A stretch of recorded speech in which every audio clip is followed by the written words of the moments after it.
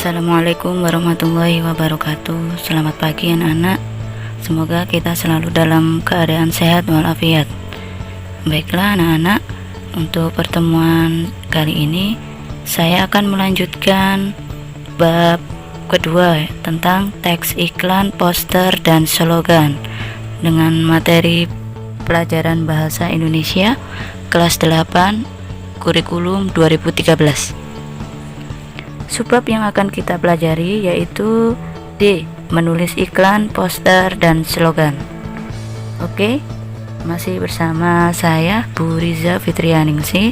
Selamat belajar.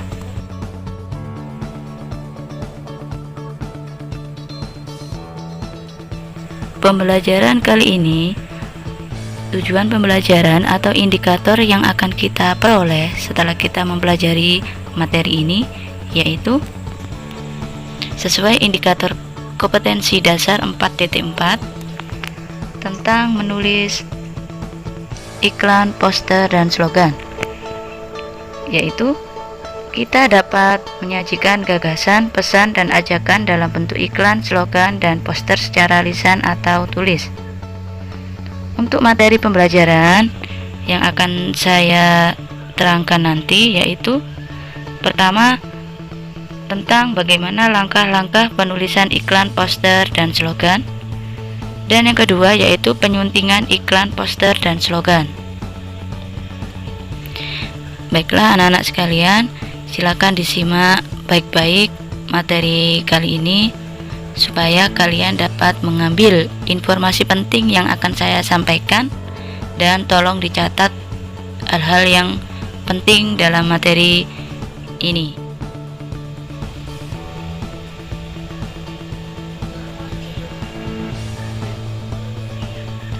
Oke, untuk yang pertama yaitu langkah-langkah penulisan iklan, slogan, dan poster. Untuk pertama yaitu langkah-langkah penulisan iklan.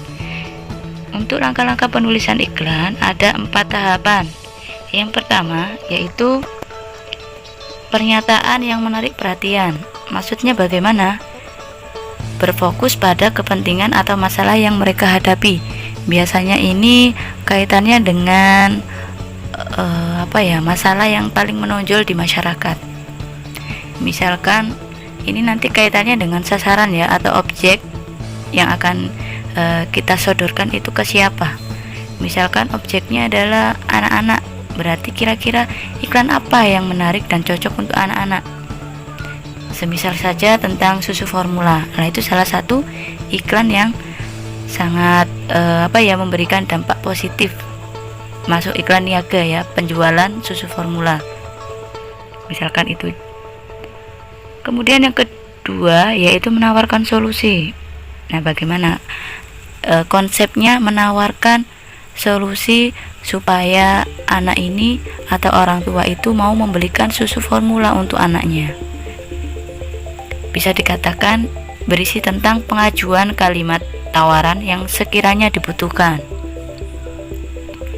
Yang ketiga yaitu menunjukkan bukti. Nah, kalau kita menawarkan sesuatu pasti kita harus punya bukti, atau istilah kerennya dalam bahasa penjualan online itu testimoni. Nah, testimoni ini untuk meyakinkan para pembeli atau masyarakat tentang pentingnya mengonsumsi susu formula, misalkan seperti itu. Jadi daya tarik mereka apa supaya dia itu mau mengonsumsi susu formula yang sudah ditawarkan, dengan cara menunjukkan bukti ya, bahwa solusi yang diberikan benar sesuai dengan harapan. Nah, ini harus penting, jangan sampai testimoninya atau buktinya itu ngawur, tidak sesuai dengan indikator yang dicari oleh masyarakat. Misalkan ini susu formula balita, ternyata testimoninya tentang susu orang dewasa. Itu kan meskipun sama-sama susu formula tapi kurang tepat ya, karena objeknya tidak sesuai dengan harapan orang tua, seperti itu. Yang keempat yaitu mengajukan harga. Mengapa demikian? Ya, karena ini ada di bagian akhir, mengajukan harga yang kamu inginkan. Susu formula itu akan kamu hargai berapa? Setelah kita memberikan sebuah pernyataan yang menarik, kemudian kita menawarkan solusinya, kita tunjukkan testimoninya, setelah itu baru kita tawarkan harganya. Harga dengan bukti itu harus relevan ya. Jangan sampai harganya melonjak tapi tidak sesuai dengan apa yang kita tawarkan. Misalkan bilangnya ini harga, ini rasanya enak, atau ada apanya, ada rasanya, ada rasa varian rasanya coklat, strawberry, vanilla misalkan. Ternyata harganya tidak sesuai. Rasanya katanya rasa strawberry, ternyata setelah dicicipi rasanya nanas. Nah, seperti itu. Jadi tidak sesuai ya. Itu yang tidak boleh. Jadi kita harus profesional dalam mengiklankan sesuatu. Tidak boleh melebih-lebihkan dan tidak boleh sesuatu yang memang tidak ada terus kita ada-adakan, sehingga kemungkinan masyarakat itu hanya membeli produk yang kita tawarkan satu kali. Setelah itu mereka tidak akan mau membeli lagi karena timbul rasa kecewa. Seperti itu. Untuk kita bisa memahami langkah-langkahnya, coba kita perhatikan gambar ini. Di handphone ini ada gambarnya obat herbal tradisional, yaitu apa kira-kira? Ya, jamu tradisional. Ini contoh penulisan iklan. Nah, ini wajah Anda berjerawat. Ramuan jamu cantik mengurangi dan melenyapkan jerawat dalam waktu 30 hari dan Anda kembali tampil cantik. Paragraf berikutnya, jerawat Anda akan sembuh dalam 30 hari atau uang kembali. Ada 11.500 orang yang wajahnya kembali putih berseri setelah menggunakan produk kami ini. Jika Anda ingin merawat wajah Anda sekarang, pesanlah segera ramuan istimewa kamu dengan harga 10.000 per botol. Nah, ini adalah tawaran sebuah jamu tradisional dengan fungsi untuk menghilangkan dan merawat kulit, menghilangkan jerawat dan merawat kulit ya. Nah, setelah ini coba kita kuliti bersama ya, mana yang termasuk pernyataan yang menarik, mana yang termasuk bukti, mana yang termasuk menunjukkan harga dan lain sebagainya, sesuai 4 langkah dalam pembuatan iklan. Nah, wajah Anda berjerawat, ini masuk pernyataan menarik perhatian ya. Sebuah pertanyaan retorik. Pertanyaan retorik yaitu pertanyaan yang tidak membutuhkan jawaban, tapi membuat orang yang membaca itu menggali sendiri jawabannya. Itu namanya pertanyaan retorik. Selanjutnya ada menawarkan solusi ya. Ini menawarkan solusinya apa? Ada wajah jerawat, solusinya ya minum jamu. Jamunya namanya jamu cantik. Nah, selanjutnya ini menunjukkan bukti ya, jerawat Anda sembuh dalam 30 hari. Nah, buktinya mana menunjukkan ada kalimat sembuh dalam 30 hari. Ini satu bukti ya. Bukti kedua, ada 11.500 orang yang wajahnya kembali putih. Nah, ini juga bukti yang kedua. Jadi bukti itu ya yang simple tapi membuat orang itu takjub ya. Takjubnya di mana? Ya semacam ini, 11.500 orang hanya jamu ya. Jamu ternyata bisa mengembalikan kulit ya, tanpa kita tanpa kita mengonsumsi salep atau krim malam, krim siang. Nah, hanya meminum jamu secara rutin saja sudah mengembalikan wajah yang awalnya kusam menjadi putih berseri. Nah, ini salah satu bukti dari produk jamu cantik ini. Yang terakhir yaitu mengajukan harga. Di sini penjual juga mengajukan harga, yaitu 10.000 per botol. Sangat murah ya dibandingkan kalau kita membeli krim malam, krim siang atau yang lainnya ya. Ini lebih simple, tinggal minum. Nah, ini adalah salah satu contoh iklan. Selanjutnya Nah, ini juga salah satu bentuk iklan ya, iklan dalam bentuk banner atau iklan cetak. Ada PLN. Kalau PLN kaitannya dengan listrik ya. Listrik rumah Anda sering jepret. Jepret ini konslet ya, mati sendiri. Segera tambah listrik selagi gratis dari 450 atau 900. Nah, volt ampere ke bla bla bla ini. Hubungi call center 123. Nah, kita akan kuliti ya, langkah-langkahnya sesuai enggak? Ya, yang pertama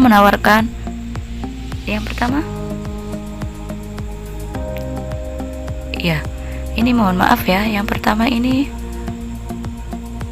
bukan menawarkan solusi, tapi yang pertama adalah pernyataan yang menarik ya. Untuk listrik rumah Anda sering jepret ini adalah pernyataan menarik, diingat-ingat ya, ini salah ketik saya, mohon maaf.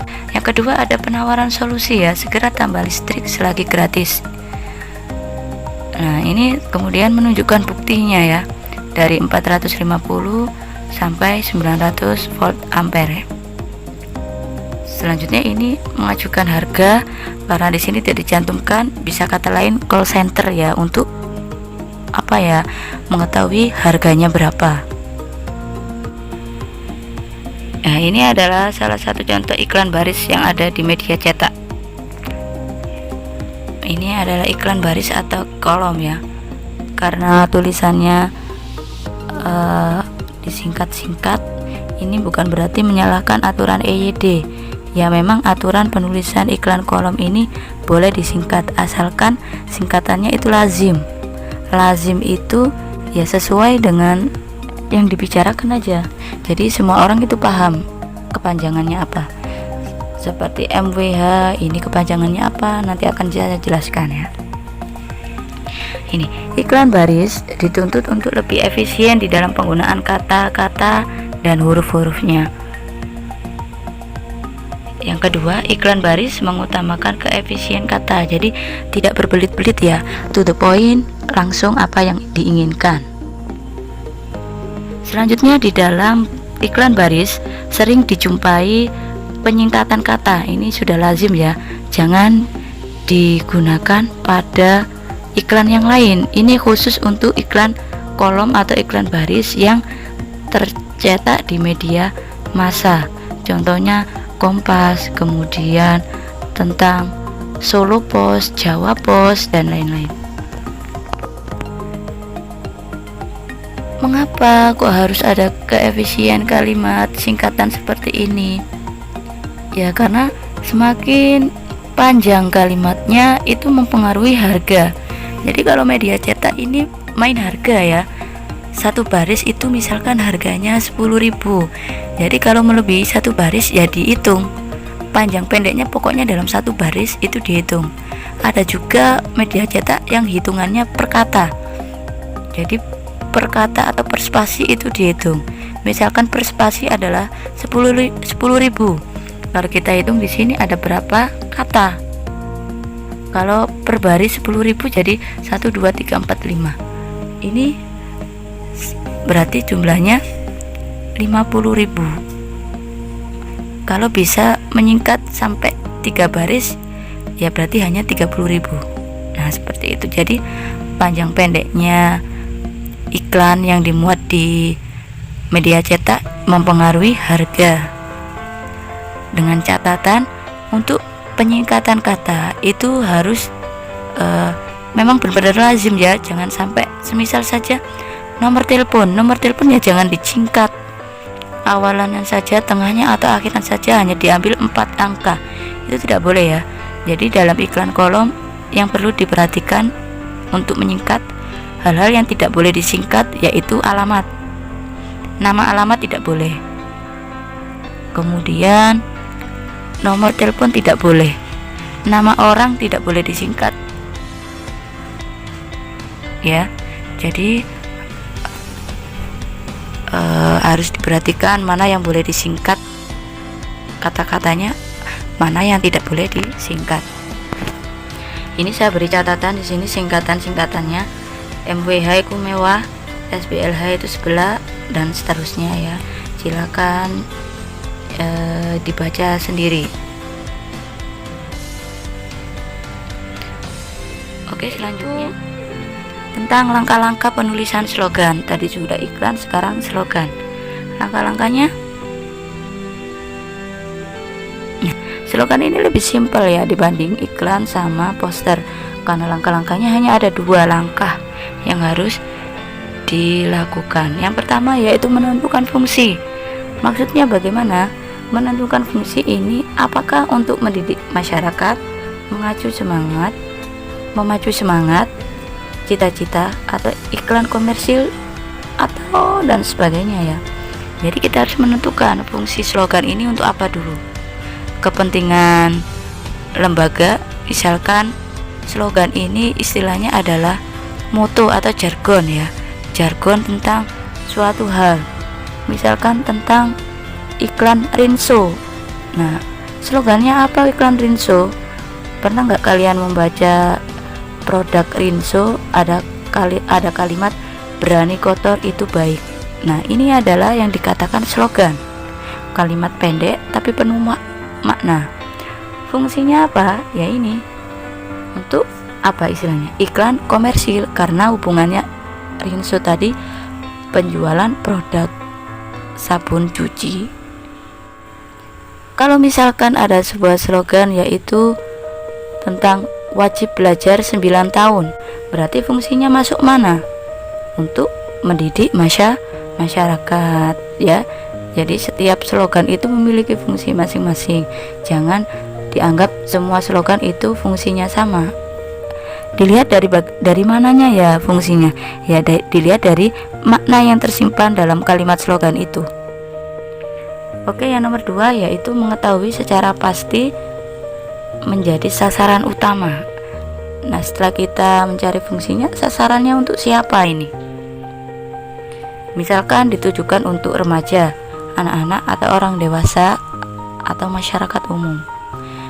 Contohnya kalau ada kalimat slogan tadi wajib belajar 9 tahun, berarti sasarannya siapa? Ya, remaja dan anak-anak yang usianya dari usia SD sampai SMA, seperti itu. Oke, yang perlu kita perhatikan ya dalam penulisan slogan, yang pertama harus jelas ya. Jelas itu ungkapan dan objeknya harus jelas. Tidak boleh ya berbelit-belit atau terlalu banyak mukadimah. Tidak pakai salam, tidak perlu menyapa, halo teman-teman, wajib belajar 9 tahun ya. Tidak boleh kayak gitu. Jadi langsung kalimat intinya apa ya disampaikan langsung ya, wajib belajar 9 tahun, udah gitu, itu jelas. Yang kedua singkat. Nah, tadi juga harus singkat, tidak boleh memunculkan kata-kata yang memiliki makna ambigu atau makna ganda. Selanjutnya itu persuasif, yang sifatnya itu menarik ya, menarik perhatian sehingga orang yang membaca itu tertarik dan mengikuti apa yang kita lakukan ini, atau membujuk ya. Kiranya kalau slogan itu wajib belajar 9 tahun, berarti para orang tua ini supaya terketuk pintunya ya, bahwasanya mendidik anak itu minimal belajar atau minimal sekolah itu 9 tahun. Jangan sampai hanya sekolah SD atau MI saja, setelah itu disuruh kerja. Jadi dalam penulisan slogan harus diperhatikan 3 hal, yaitu harus jelas, singkat, dan bersifat persuasif.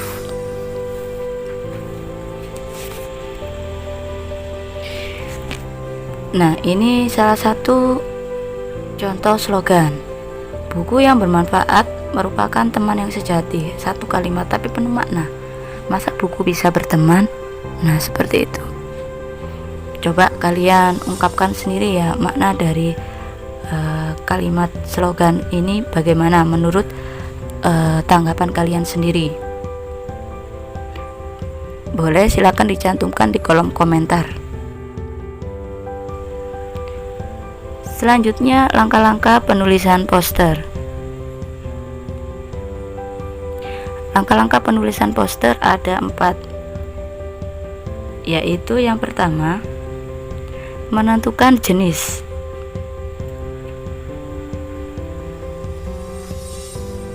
Misalkan poster pendidikan, hiburan, tawaran, dan sebagainya. Jadi poster kita seperti iklan ya, kita tentukan jenisnya terlebih dahulu. Setelah itu memilih diksi. Oke, memilih diksi ini kaitannya dengan diksi yang tepat dan unik menjadi kalimat menarik. Bedanya kalau poster itu dengan iklan, poster itu harus kata-katanya yang semenarik mungkin. Kalau iklan itu ada kalimat-kalimat yang relatif persuasifnya, itu banyak opini, kalimatnya panjang. Kalau poster itu lebih singkat daripada iklan. Setelah memilih diksi, kemudian menyusun kalimat. Kalimatnya harus singkat, efektif, dan menarik. Jadi lebih simple poster daripada iklan.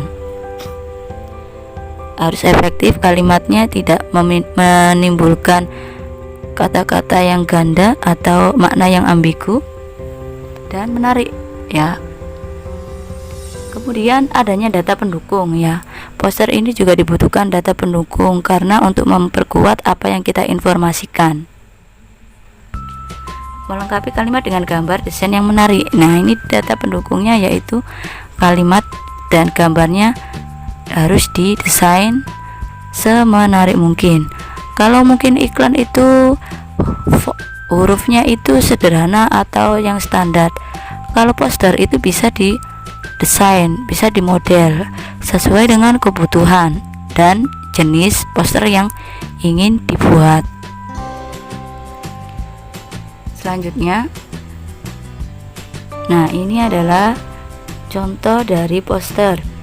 Yang sebelah kiri yaitu poster layanan masyarakat.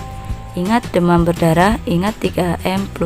Nah, ini kalimatnya, tatanannya kan sangat unik ya, tidak datar, lurus, tegak bersambung. Tapi apa? Ya dibuat kartun ya. Gambarnya juga kartun karena lebih menarik daripada gambar orang yang asli seperti itu. Gambarannya kalau menguras bak mandi itu juga gambarnya pas. Membuang sampah itu gambarnya pas, mengubur juga gambarnya pas, seperti itu ya. Jadi tatanan letaknya itu harus sesuai, kemudian tulisannya harus disesuaikan dan lain sebagainya. Jadi sebenarnya poster ini lebih singkat tapi juga lebih ribet karena berkaitan dengan penyusunan atau istilahnya layout atau desain dari poster tersebut. Yang sebelah kanan yaitu poster informatif, kaitannya dengan informasi lomba menggambar dan mewarnai. Nah, ini juga gambar, tulisan, letak kalimatnya, hurufnya itu juga bervariatif ya. Jadi tidak monoton hurufnya hitam semua, hurufnya kapital semua juga tidak. Ya memang variatif ya, karena kita untuk poster dituntut unik dan menarik. Dan identik poster yaitu dari gambar. Jadi ini ya memang harus gambarnya harus sesuai, desainnya harus semenarik mungkin, seperti itu. Nah, selanjutnya yang materi kedua yaitu menyunting iklan, poster, dan slogan. Apa saja sih yang harus diperhatikan dalam menyunting? Menyunting itu maknanya memperbaiki. Jadi ada sebuah iklan, poster, atau slogan, kita akan mengoreksi apakah iklan, poster, slogan ini sudah sesuai atau belum. Apa saja sih? Nah, yang pertama adalah isi. Apa saja yang harus diperhatikan? Ini, apa kata-katanya ringkas atau persuasif? Nah ini, jadi iklan, poster, slogan itu harus disesuaikan. Apakah diksinya unik dan tepat? Kalau memang tidak sesuai dengan ini, kita harus memperbaikinya. Mana yang tepat, mana diksi yang sesuai. Selanjutnya yaitu struktur. Apakah iklan, slogan, dan poster berstruktur lengkap? Karena tadi struktur atau strukturnya ya, sudah sesuai atau belum. Untuk mengetahui struktur iklan, poster, dan slogan, silakan dibuka video pembelajaran pada subbab B, yaitu kaitannya memahami struktur dan kebahasaan serta pola iklan, poster, dan slogan. Selanjutnya yaitu kebahasaan. Apakah informasi yang disampaikan mudah dipahami? Nah, kalian harus memahaminya. Mudah nggak kira-kira? Apakah penulisan sudah sesuai dengan kebakuan ejaan dan tanda baca? Nah, sudah sesuai nggak dengan EYD, ejaan yang disempurnakan? Yang terakhir yaitu tujuan atau manfaat. Apakah iklan itu sudah sesuai produk yang dijual, serta sesuai pula dengan khalayak sasarannya? Jadi jenis produk dengan sasarannya itu sudah sesuai belum? Misalkan yang saya contohkan tadi, produknya susu formula untuk anak-anak, sasarannya orang dewasa. Kira-kira sesuai enggak ya? Tidak sesuai ya. Jadi harus kita sunting, kita ganti kata-kata orang dewasa diganti dengan anak-anak, seperti itu. Jadi dalam penyuntingan iklan, poster, slogan ini kita dituntut lebih teliti dan cermat dalam membaca atau memperhatikan teks iklan, poster, dan slogan, baik itu secara lisan maupun secara tertulis.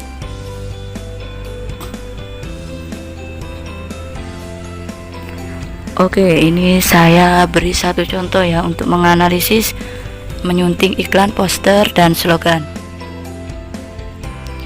Yang saya beri tanda panah itu perlu kita sunting ya. Apa sih yang perlu disunting?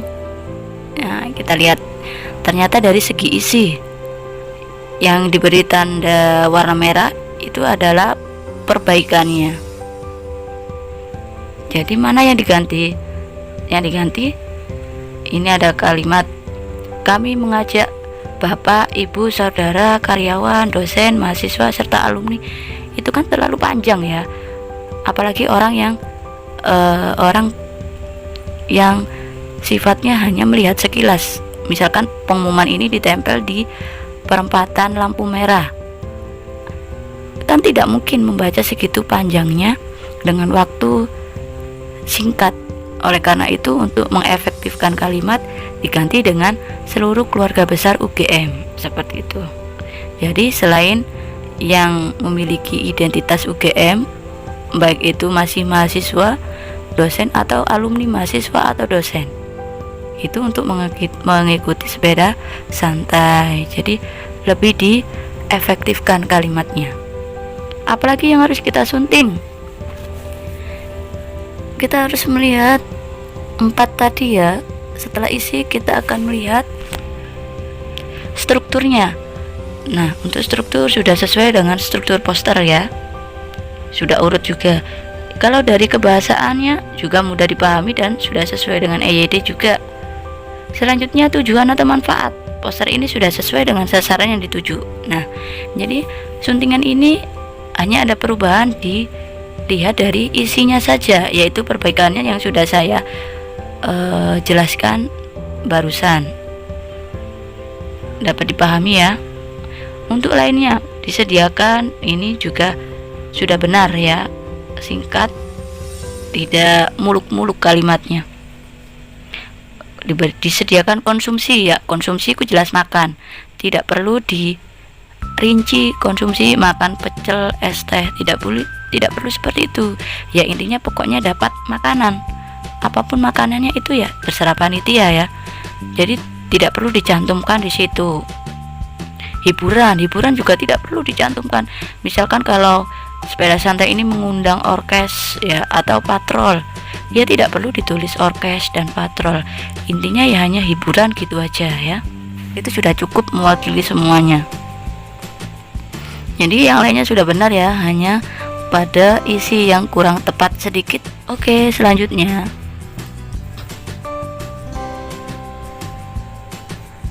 ya, akhirnya kita di penghujung materi ya, untuk menulis iklan, poster, dan slogan. Terima kasih sudah menyimak dan mendengarkan dengan cermat dan urut dari awal hingga akhir. Semoga apa yang saya sampaikan bermanfaat untuk kita semua ya. Misalkan ada yang tidak kalian pahami, silakan tulis di kolom komentar. Nanti akan saya jawab satu persatu. Semoga bermanfaat. Saya Puriza Fitrianingsi akan kembali pada konten pembelajaran berikutnya. Terus saksikan konten-konten dari konten Belajar ID. Jangan lupa subscribe dan like konten ini. Saya akhiri. Wassalamualaikum warahmatullahi wabarakatuh. Sampai jumpa.